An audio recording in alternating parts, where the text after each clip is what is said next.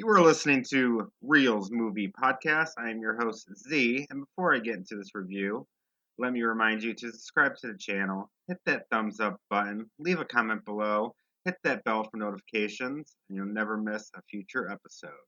Today, I'm going to be reviewing the newest creature feature movie that was just released this week, and I'm talking about Crawl. A young woman, while attempting to save her father during a Category 5 hurricane, finds herself trapped in a flooding house and must fight for her life against alligators.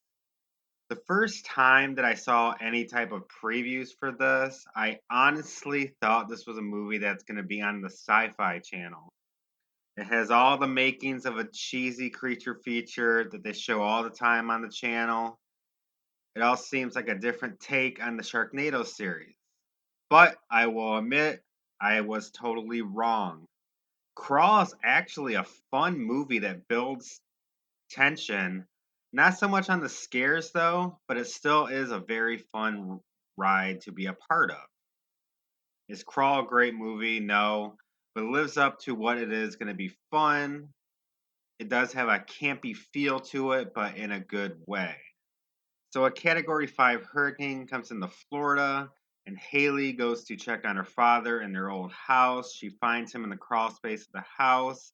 Then all hell breaks loose. Then we have a race against time with the father-daughter combo with the crawl space flooding and the alligators on the hunt. That is one of the charms that Crawl has going for it. It is simple natured inside small places with multiple dangerous situations. It pulls off smart maneuvers like the dad banging on the pipes to warp the gator's senses. Also, didn't rely on the cheap cliches of a flashlight dying in a bad situation because of the batteries. It was actually a wind up flashlight that takes, I don't know, about 2 seconds to charge up. It might be a small thing, but I thought it was a brilliant part of the movie. They also didn't rely on cheap things to put the characters in dumb situations.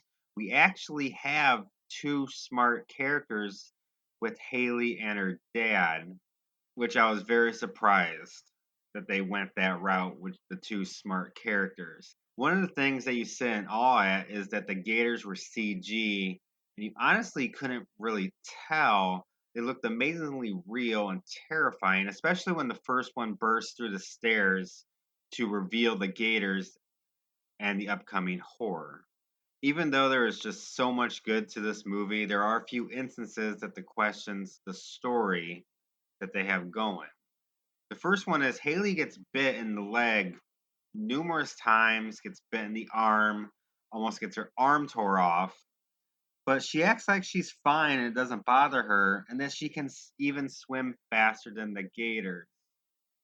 You see, at the beginning of the movie, it's established that she is an amazing swimmer in college at University of Florida. So after they tell that and after they get the exposition out of the way, it's always brought up of how amazing of a swimmer she is.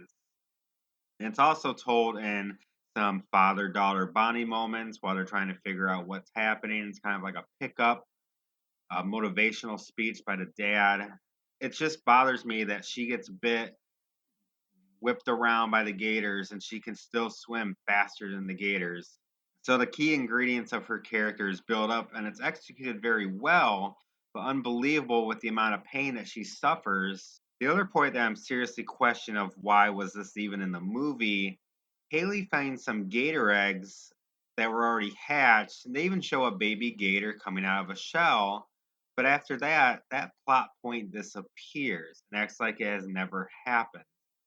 They focused on the trailer and they spent time with it during the movie, but nothing revolves around it. It's just shown once, never mentioned. She never brings it up to her dad at all. So it didn't kill the pacing of the movie. It was just something that didn't really need to be a part of if they weren't going to do anything with it.